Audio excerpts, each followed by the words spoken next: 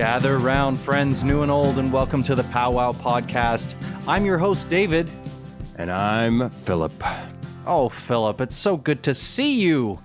Now, I was reading the news, and I came across an article... Oh, no. Oh, yeah. I came across an article that was talking about the Delta Plus variant of the coronavirus and how it was spreading faster across the United Kingdom than even the Delta variant. Now, in other news, Apple is apparently responsible for naming all of these coronavirus variants, and the Delta Plus Pro Max is coming out in a couple months and reportedly will cause fevers starting at 39.99 degrees Celsius. Nicely done. Nicely done. Ironically, though, you did call to alert me about the release of a new Apple line. We are both very excited about that. Again, not a current promotion and not a current promoter of the podcast yet. Not yet. I don't think Apple needs us to promote their products. Well, I don't know. Do you think people have heard about it? I don't know. But yes, it's a fun week. And for anybody watching the video, obviously they probably won't see this until the promo videos, and I doubt we'll do the intro here. But for anybody watching this intro video, I'm wearing a very, very warm and welcome happy birthday gift given to me by one and none other than David Hoffman. Yes. Now, I know what you're sitting there wondering, wow, why didn't we say happy birthday to him off the top? Well, that's because it's not for another 2 months. But since it is a beanie that I am wearing upon my head, a very, how do I put this generically? A team favorite beanie. Actually, I can say that. It's a Denver Broncos beanie. Phil is concerned that having logos on our Instagram is going to cause some issue, but I really don't think it is. Don't be I like what I have. Man. I don't want to get sued for all that I have. I like what I have. It's minimal, but it's sued on the basis of what? Being the fan of a team? Yes, because what if we start talking about fire logs and then they don't like us talking about fire logs, man? They can't stop you from being a fan. I'm sure they're grateful that you purchased their merchandise, or that I purchased their merchandise for you. Very generous. Look, I know that it is a very early birthday present, but if there's one thing that is true about me, it's that I will always take advantage of a good promotion.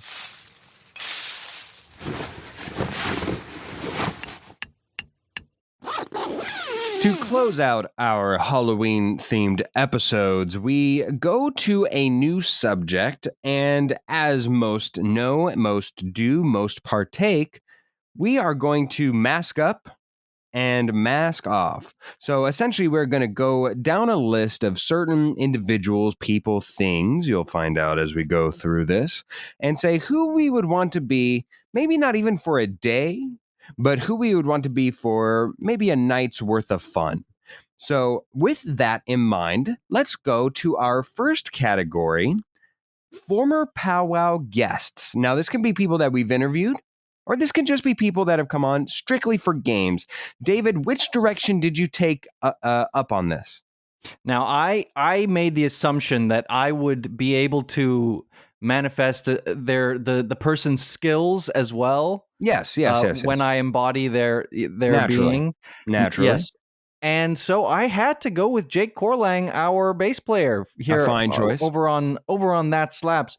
I would love to know the feeling of rocking out on stage in front of the types of crowds that Jake actually gets to play in front of at like music festivals when he plays with Save Ferris, the band that he is the official bass player of, and various other artists that he plays for or with. I just think that is a feeling that I've played drums in front of a crowd before, but it was... Yes, you have. It was Hold at your school. applause, everybody. It was at school in front of a bunch of like 12-year-olds, so I can't exactly claim that I'm any kind of rock star, but I think I would enjoy the experience of playing, jamming on stage in front of hundreds, thousands of people like Jake has had the opportunity to do. For me, I should mention that there were a lot of fine choices for this, a lot of worthy candidates. We only get one, though. And for that reason, and for this particular prompt, I'm actually going to choose Bella Selecchio. Oh Selecchio. yeah, How does she pronounce her last name? Selecchio.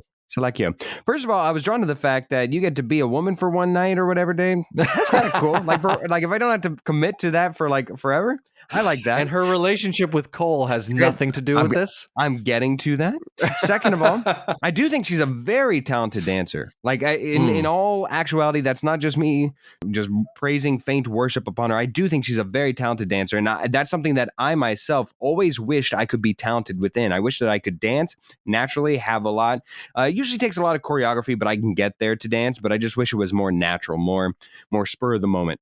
Finally, and the fact that she's in a relationship with another former POWWOW podcast guest, probably in the running for 2, 3, whatever, Cole Lewis. He's been on twice. Yeah, no, I know, but he was in the run, like my second choice, third choice, whatever. I see. Yes. And could slap him at any point that she wants, just to slap that boy. I would love to do that. So that is why Bella takes home my first mask. We go along to the next Slap that boy on the booty. I'll slap him where I damn well please if I'm Bella. Next one, we go to celebrities, and I'm going to go first on this one. Now, you say skills, but this man's skills are in the gun category. I'm going with Dwayne "The Rock" Johnson.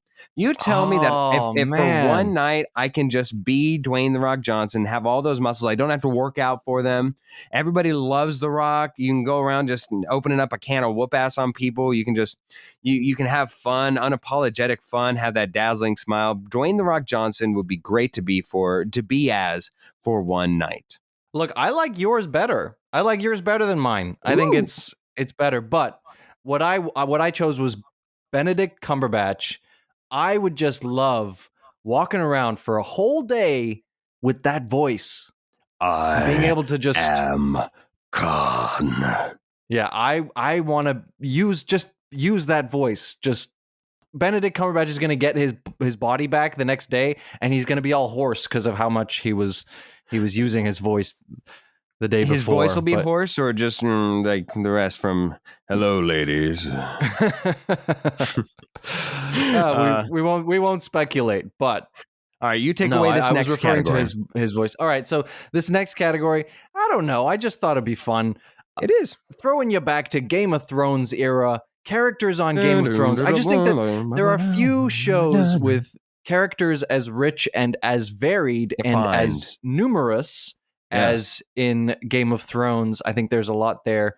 So, do you want me to go first, or do you want to go first here, Phil? I can go either way, my friend. I'll go first since you asked for it. Yes, I'm gonna go with Jon Snow.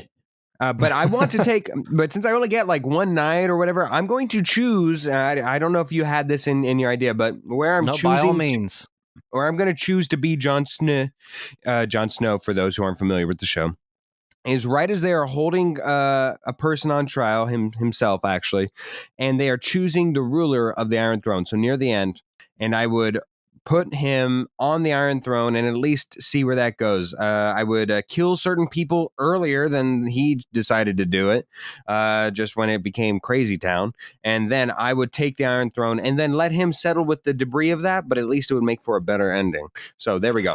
Oh, I don't know why you're making me relive the ending. I don't know why we're bringing up seasons 7 and 8 at all. But anyway, I was tempted to go with Daenerys, simply, like you said, the opportunity to be a woman for a day. I think that's a very interesting concept. Also, dragons. We could ride a dragon. However, I thought that was too cliche, even though it may be a better answer. I went with Oberyn Martell, otherwise known as the Viper, from, if you've seen the show, he's in season 4 of Game of Thrones, and he is played by Pedro Pascal. And his character is just the most like sensual, seductive. He does what he wants. He has no shame. He just has this aura about him that's just like, I just love it. I would love to walk a day in that guy's shoes, wear his pants for a day. That is my answer. And the next one, we decided to go with characters in a scary film or scary movies, horrors, thrillers, whatever. Getting back to the theme of the episode here. So I decided to go with, like, again, I don't know if I've said this yet, but I don't really watch a lot of scary movies, so I don't have a lot of frame of reference here. But I think I would want to be John Krasinski's character in A Quiet Place. Mm, I just dig nice. that energy, man. That that daddy vibe. You're dying for the daddy vibes. Oh yeah. So let's just to be clear in review thus far, you want to ride a dragon and you want to be called daddy. Is that, do I have this right as of recording thus far? Precisely. Yes. Characters on a scary film. I went incredibly loose on what the term scary film is here, but I think you're going to appreciate this. I want to be Fred in Scooby Doo. Now, there was both a live action and a cartoon, so I think it qualifies. But I think I would be Fred, and here's why. I think I mostly fit the character of Fred, anyways. If I were to be any of them in the mystery gang, and how do I put this? Daphne's quite all right to be with. Quite all right. Sure, yeah, absolutely. Like I didn't even consider Scooby Doo, but if you watch the original cartoons, they are actually pretty scary. Like they're kind of creepy. Yeah. But yeah, I think I would be a cross between Fred and Velma because I'm not as smart as Velma, but I'm also not as dumb as Fred or But as go on. let's go to the main crux of this too, of why I picked Fred. Who doesn't want to just consistently wear and rock a cardigan? Or what's that an little ascot. the ascot. That's what I was talking about. An ascot and a cardigan. Come on, what a combo! What a classic combo! Yeah. Way to go, Fred. Bring me back to the 60s, man. I want to live there. Absolutely. All right, mythical creatures remains to be our last one on the topic. Mythical creatures, of course, there are a couple. I don't know, the swamp monster from the Black Lagoon, maybe King Kong, maybe Godzilla. But who would you want to be for one day? Let's hope that you don't die in that one day. Who would you want to be? Go ahead, David. Look, I'm trying not to veer away from the Halloweeniness of this, and so I'm Stay going away from those Halloweenies. I'm going with werewolf. And let me clarify, this is not a thing of, oh, if I had to be a monster, I would be a werewolf. I actually wish I was a werewolf. I want to be a werewolf. Like if those things were real, I would be down with that. Yeah, turn into a wolf once a month. Sounds amazing. Sounds like a lot of fun. A werewolf, hands down. What a life. For me, a werewolf would have been fine. I too had that as a runner up, so that's intriguing that we both went that route. But for me, mummy is where I'd probably go. Really? Here's why. Here's why. I'm ready for it. One, I'm very much a germaphobe. So to be fully wrapped and to be fully clothed at all points and times, that's very appealing to me. To just kind of be like consistently clothed. And if we go to like the Brendan Fraser mummy, which happens to be one of my favorite films in the monster category, that dude rocks a lot of powers. I really like his interpretation of the mummy is like OP. It's kind of ridiculous that Brendan Fraser and the crew survived that when you think about it, like that he created a sandstorm and they just survived a sandstorm amongst many other powers. So way to go. The mummy is who I would choose in any iteration or version. I just think that look, I'm not down with that whole world domination, all powerful vibe. I enjoy the rogueness of the werewolf. I think that's it's more up my alley. Just saying. May I help you? You talking to me? I need to talk to you. A little word of advice. You're welcome. Oh, you're welcome then. Our mini segment this week is You're Welcome. And we absolutely love that rejoin that you created for this segment, Phil. And I think it is the bee's knees. Thank you. It is the bee's knees. Well, anyway, this is a segment where we just give you the advice that no one asked for, no one needs, but we're gonna give it to you anyway. I'll go first here. So I don't know why I keep resorting to toilet advice, but everything I come up with seems to relate to going to the bathroom. I just have a lot of opinions, a lot of fresh ideas when it comes to relieving oneself. So I'm giving you the golden advice to spool some toilet paper, just a few squares, and put them in the water in such a way that it sort of creates like a little net, right? Not too much. We don't want to waste paper or clog the toilet. Just like a few squares, and put them in the water before you poop, and this will eliminate the sploosh. You know that annoying sploosh, the splashback that you get? And it'll work for at least the first bomb that you drop. Beyond that, you're out of luck, but at least that first bomb. You're welcome. When shaving one's ass or other delicates, don't skimp on the shampoo, shaving cream, or whatever else you wish to lather your peached posterior with. You're welcome.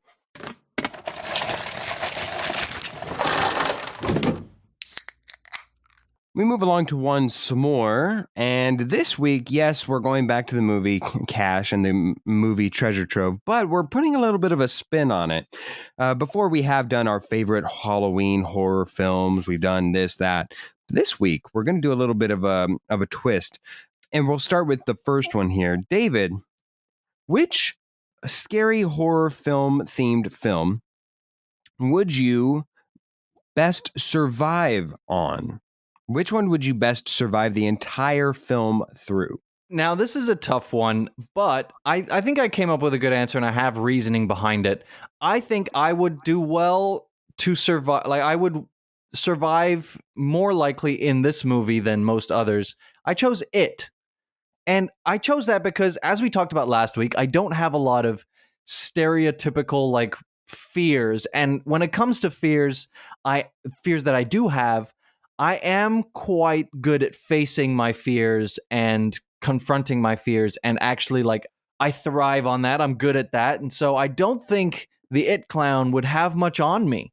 So I think I would be able to pluck up the courage and take away his power more easily than they did in the movie, because they all had very real, very deep-seated fears. And so I think I would do well against the It clown.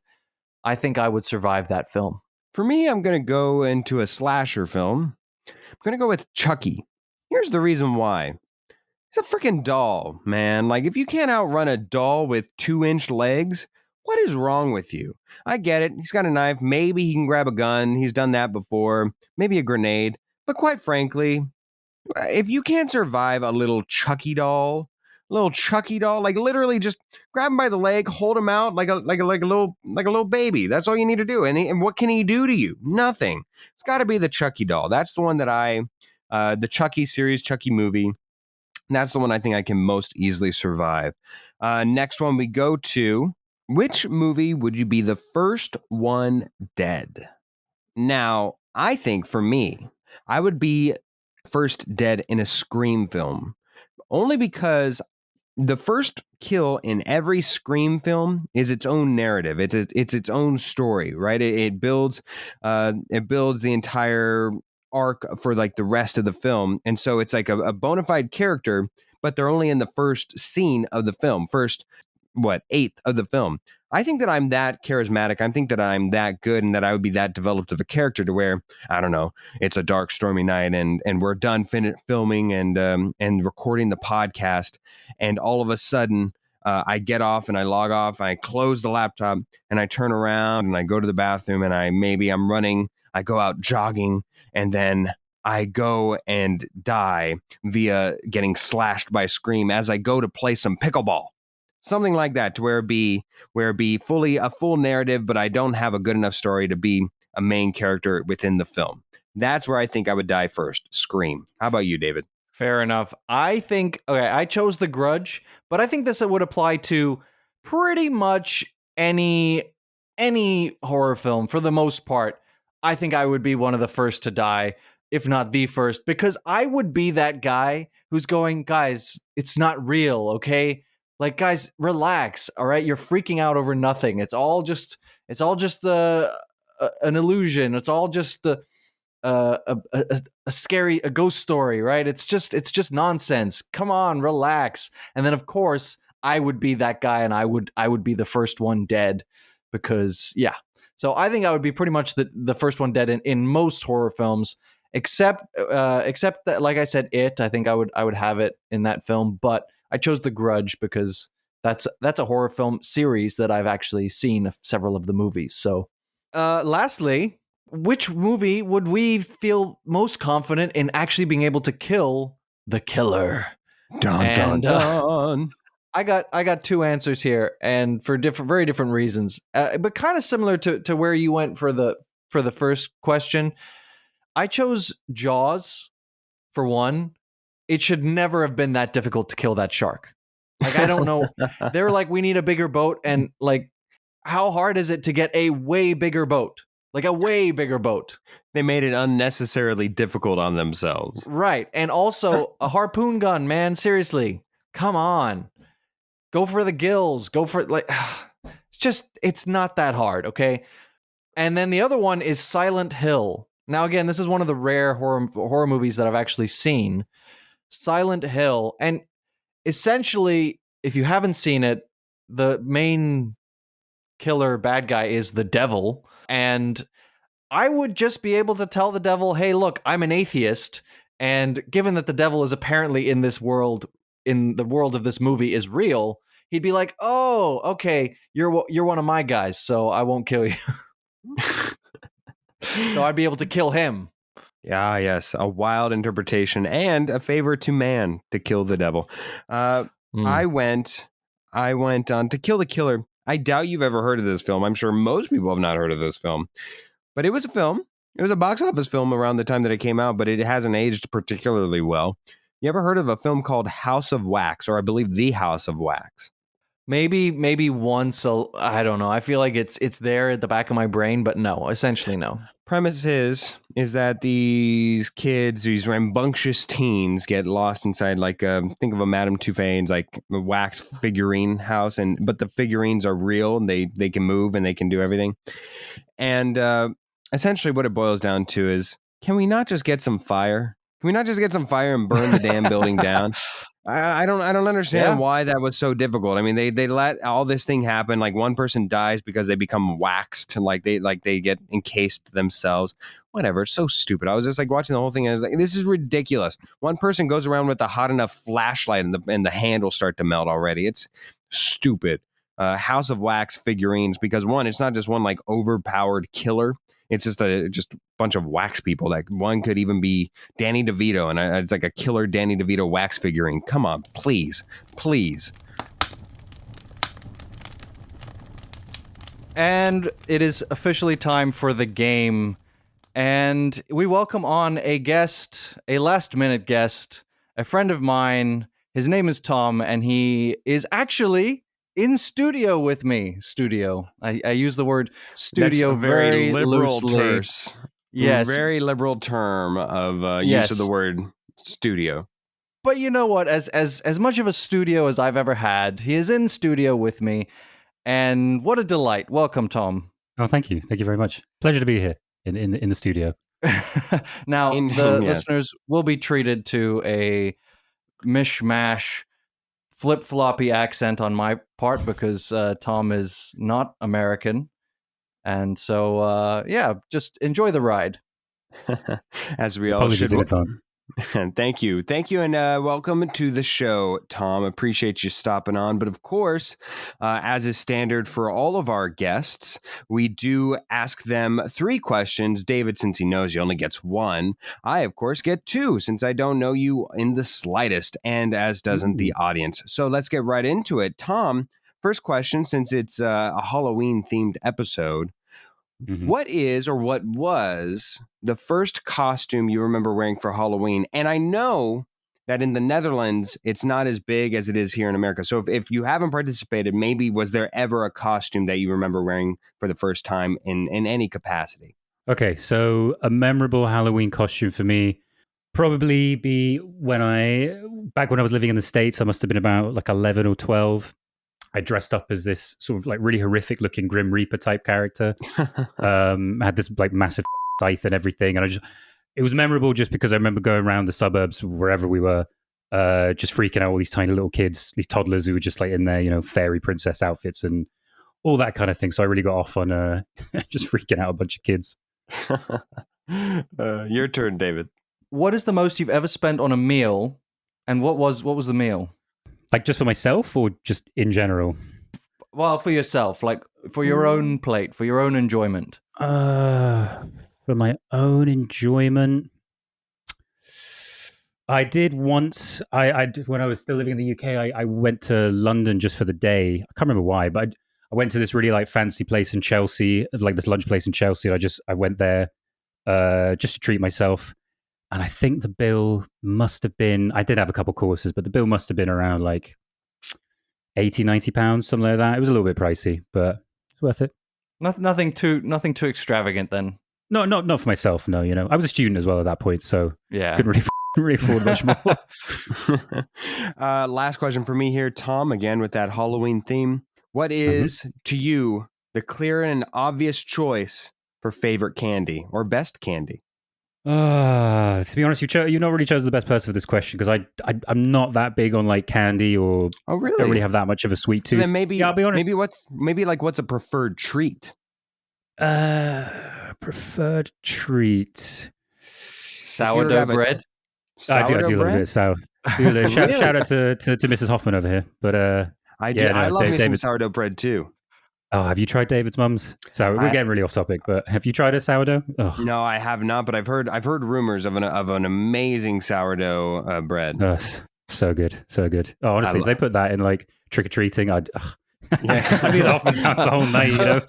Loaves and loaves of sourdough bread. I just keep coming back with like 5 different outfits, different voices, and all that. Like, all right. Well, let us get to the game here. Now that we are all sourdough, I'm going to have some toast after this. But we are going to get to the game, of course, in theme with the episode. It is called Thriller. And what it is me and David will have a variety of questions and trivia prompts for the two contestants to go about. But the answer has to be in a number that ranges from 1 to 10. Now, what makes it a thriller? Me, David, and Tom will all be answering and thinking about whatever the answer may be. And the person who is the host will give out the numbers 1 through 10 in a random order. So there's a chance that somebody may want the same number as you, but it's not going to come up at the exact same time. So you have to be ready. And when your number comes up, yell out your name. Your name is your buzzer, and you get that number. If you are the first one that the host hears, you get that number, and it is now worth 2 points if you got it right on the nose. If not, then whoever is closest will get the point. Sound easy enough, folks? sounds easy enough. All right, Tom, since you are our guest, you get to choose who would you like to face off against first, myself or David? Do you know, I'll go against you, Philip. Why not? Yeah, a little bit of icebreaker here. Yeah, absolutely. David, take us away. All right, so I themed my game around Halloween. I've been feeling themey recently, so I've really been stuck to it, been true to the theme of the podcast. And so this is all about, loosely based around Halloween or monsters or the general season. We will go to Tom first. Oh, actually, no, sorry. I'm so used to normal games. We're doing this differently. Yes. All right. The first question. The answer will be between 1 and 10, as with every question. In which season of The Walking Dead did actor Andrew Lincoln, who plays Rick, have his last episode? Sorry? Who the fuck's Rick? I don't watch Walking Dead. Well, I don't watch it either. Okay, well then, which one's Rick? Is he the cowboy guy? Yes, sheriff guy, whatever. The sheriff guy, yes. All right, all right. Well, good start. In which season of The Walking Dead did actor Andrew Lincoln, who plays Rick, have his last episode? In which season? Oh, spoiler! Right. I thought you were still in the show. All right, spoiler alert. Oh, you better tag that, guys. Maybe he comes back for the finale. It's been out for some time. Okay. Fine. All right. I'm going to list off numbers, and you guys will buzz in with your name when you find the answer that suits you best. Okay. Mm-hmm. 2, 4, 6. Philip. All right. So I want 6. 5, 9, 1, 8, 3, 10, 7. Tom. I think that was the last one anyway. 10 or 7? What was 7? 7. 7. Tom, All right. 7. Tom, 7. All right. So, Phil, how does the point scoring work? Because neither of you were correct, unfortunately. It's whoever's closest. Whoever's closest gets well, a point. The correct answer, spoiler alert, is season 9, Ooh, which makes whoa. season Tom. 7 the closer answer. So you get a point, Tom. Yes. Congratulations. Nicely done. I thought All right, let me maybe season 7, Tom. That was about it. So way to go. I don't know. I saw bits and clips from like season 4, I think, so I knew it was at least past 4. But I've seen up to like at the end of season 1. I think season 2 is where I ended, and I was like, I'll just wait for the rest to go. You know what? I've been watching it for so long, and I'm so ready for it to end. But I'm committed, so I have to watch committed it until now. Yeah, I'm loyal. I'm loyal. is it What can I still say? going? Is it still going? Yeah. I think it's They're in the halfway final through season now. season 11 or 12. I don't know. Christ. It's like a soap All opera. right, so Tom, you get a point. Congratulations. Hey. The second question: in what century? So this is a complicated one, but I think you guys will get it. In what century in the second millennium did Bram Stoker write Dracula? So he was the original author of the novel Dracula, which was later inspired several films. Now, in the second millennium, is essentially the first century would be between the year 1000 and 1099, and the 7th century would be from 1600 to 1699. Do you understand? Yes. More or less?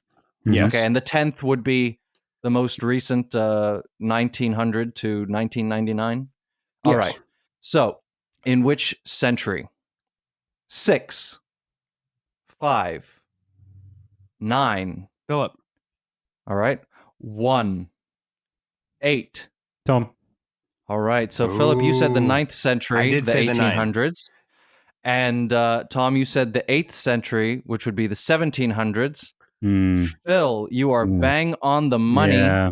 It was the 9th century. It was in the 1890s. So even the 10th century was only a couple years away. But well done, Phil. You get 2 points, correct? That's how we're I scoring. do. Yes, Yes. wonderful. Yeah. Ooh, the game is heating up. It is afoot.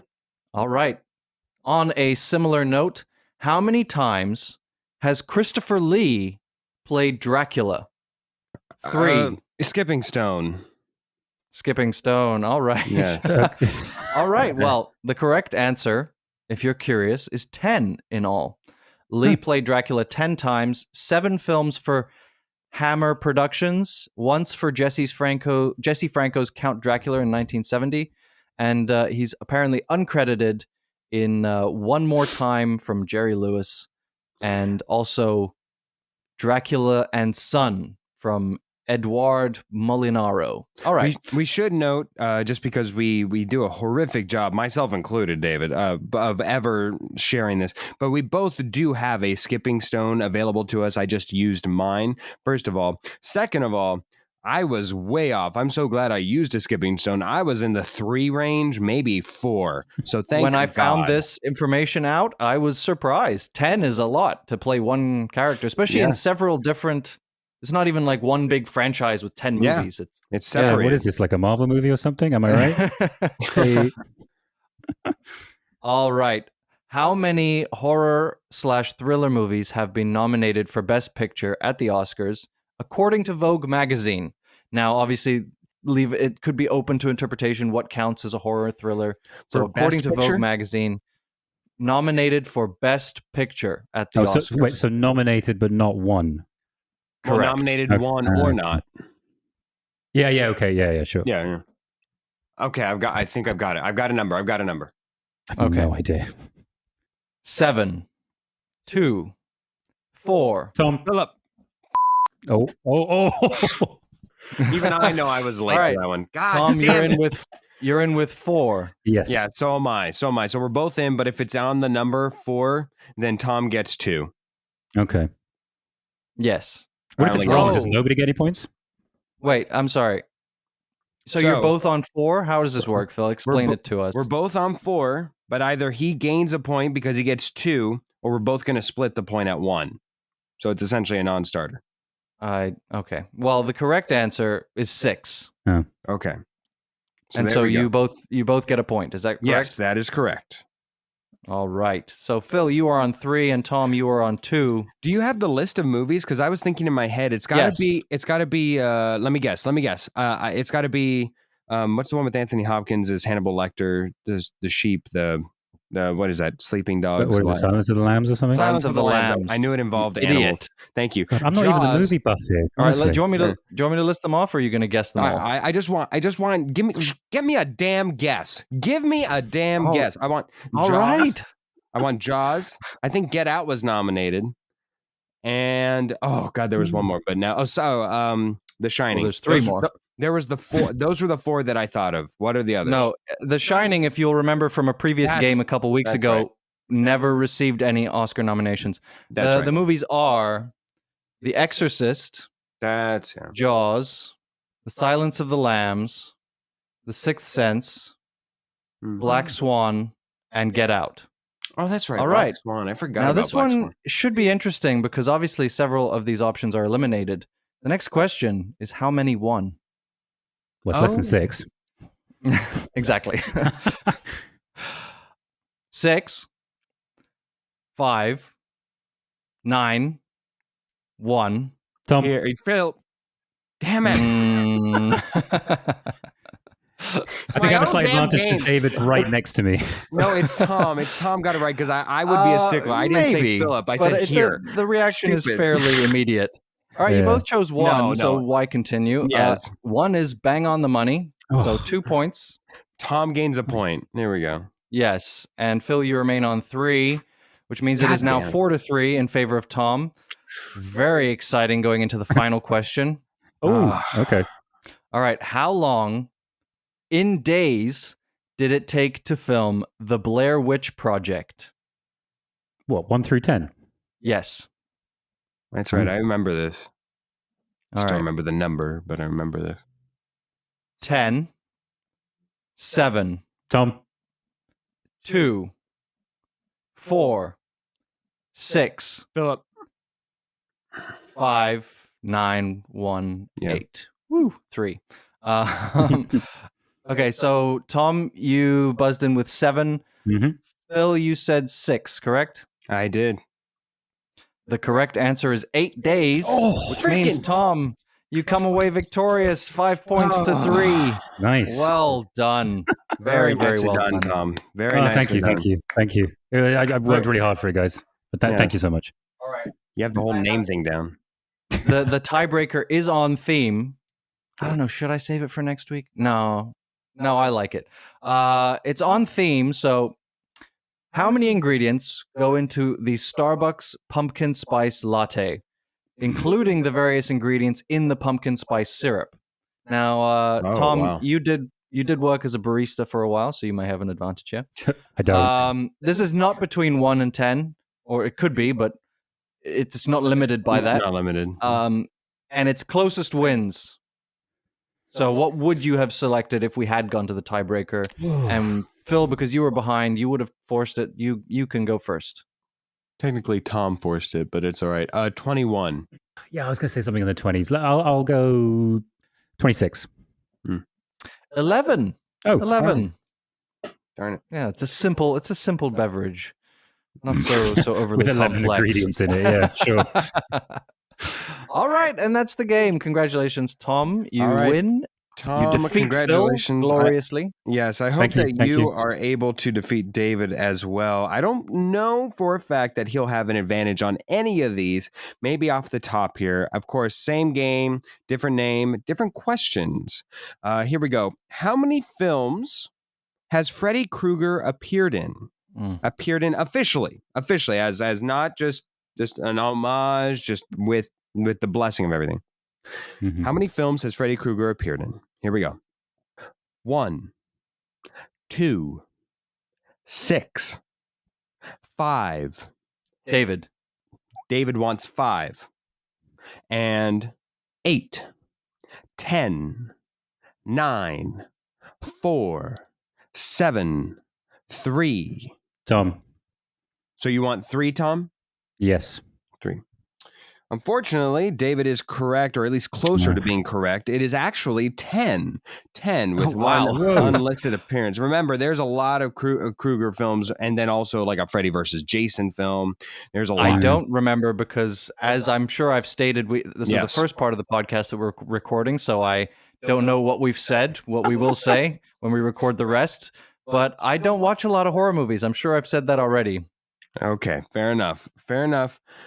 David is on the board with 1 point for being nearest. Here we go. Next one. How many fun-sized Snickers is advised to be consumed for a normal, healthy adult for their daily allowance? Now, you have to help me out there. Over there, you guys are aware of Snickers? You guys have Snickers? Yes, No, we never have heard of them. Snickers. Okay, fun-sized Snickers. Funny guy. I can tell. All right, here we go. Cut this out. How many? 3, 10, 6, 1. David. David wants 1? Yes. Okay. 9, 5, 7, 2, Tom. 2. Tom wants 2. So unless it's 1, I've won this one. It is unless it's 1, Tom has won. And indeed, Tom has indeed won. It is actually 3. You were very close, very close.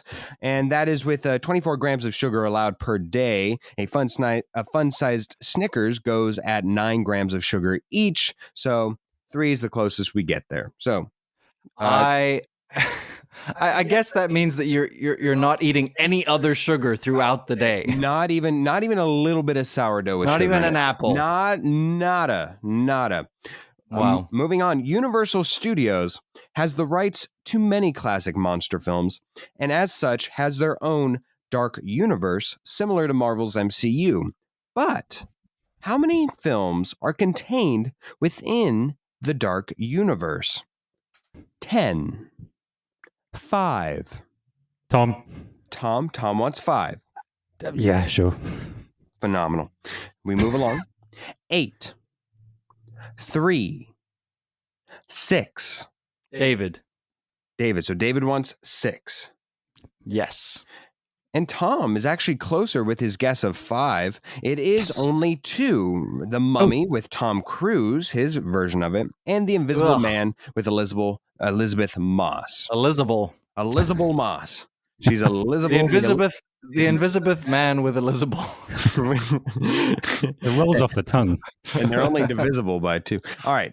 So with that, I believe Tom is now ahead 2-1. And we all know my scoring is iffy at best. But You are correct. But I'm correct in this instance. Remember, of course, David, you still do have a skipping stone. I do. We all would agree that the very first edition of Bram Stoker's Dracula is one of the originals, if not the most important monster books or novels written of all time. But printing began in the UK in 1897. But how much would a first edition of this book cost today, roughly in thousands US dollars? So in thousands is the numbers 1 through 10 in US dollars. How much would a current first edition of that book, Dracula, cost you today? I'll give you guys a second to think. Okay. Here we go. Here are the numbers. 9, 2, 6, 3. Tom. Tom wants 3. Yes. Moving along. 4, 5. David. You wanted 4, David? 4. Yes. 4. All right. What happens if it's 3,500? Luckily, it's not. And it is actually important that you did say 4 or 5 because 5 is the correct answer. So you are closest and you gain a tie here, David, but you do not gain the lead that 5 would have given you. We move along to the next one.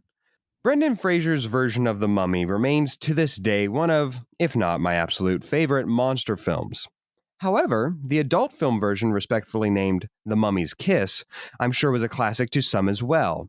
Therefore, it is only natural when I looked on eBay for Brendan Fraser's mummy props The first results of my search yielded me a signed movie poster for The Mummy's Kiss, Second Dynasty, a sequel to die for, I'm sure, with the tagline, "She's back, wrapped, and ready to unwind."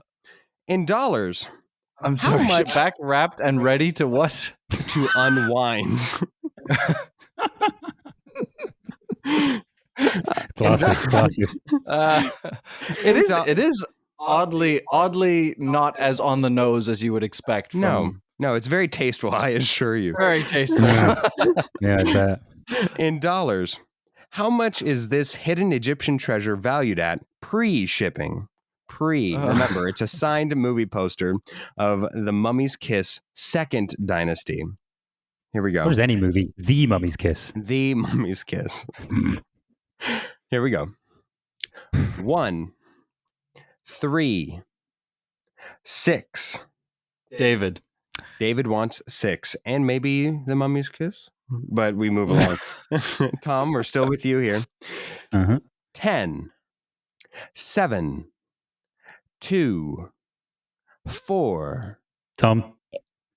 Tom wants 4, thus no need for the rest, which does give us a winner, a clear and decisive winner, as it is neither 4 or 6 and not 5, meaning I would have a tiebreaker of some sort. I don't know. But we will go to David as the winner because it is actually $7 for that hidden gem pre-shipping. Please go check it out on eBay and enjoy the signed movie poster. We love it. All right. Fantastic. But who's it signed by? Yeah, I'm guessing the mummy. Her. Yeah, the mummy. The mummy. Well, thank you for joining us, Tom. We appreciate you. I don't think anyone wants the signed by the director or... No, they want the talent. I think it would either be whoever she is or Brendan Fraser. I think that would be worth something as well if Brendan Fraser were to sign the... Wait, Brendan Fraser's in the porno version of it? No. We don't want to say that. Maybe he was in the original, but especially not the Second Dynasty. That it was less tasteful than the first one. To be confirmed. Yes, absolutely. Tom, we appreciate your time. We appreciate you coming on the show, man. Is there anything you want to plug? Maybe your Insta handle, maybe where people can call you up on the phone, like Drake says, or your favorite charity if you want to be philanthropic.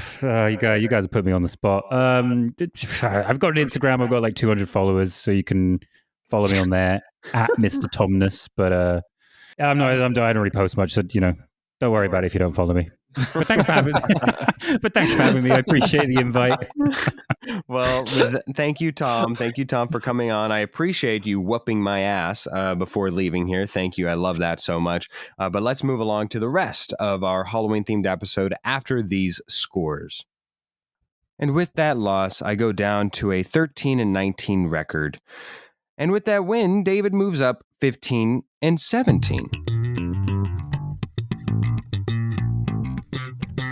Ooh, daddy, hit me with those slaps, Jake. Thank you so much. It is time for that slaps. David, what slaps for you this week? Yeah, I've discovered several new songs this week, and a couple more may come in the weeks to come if I don't come across something really outstanding. But I found some really, really grooving songs in the indie rock genre in the past week, and I am giving you guys Messin' With Me by Northern Faces. It is really messing with me in the best way. That slaps. To be on theme and go a little scary, I went with a song that we both are probably going to, should we add it? Should we not? And I know you're automatically thinking of Kanye, but I'm not. I'm just going to go, well, this song's scary. I will probably get some flack on it, but the inarguable truth is it does kind of slap, just is scary why it slaps. We're going to go with Blurred Lines by Robin Thicke. Ooh, it slaps. Phil and I would like to thank you from the bottom of our campfire all the way through the crust of the earth, from the depths of the underworld. We'd like to thank you guys for listening, and we have a few other thank yous. First of all, to Cass and Crossland and to Jake Corlang for the wonderful music that you hear on this show.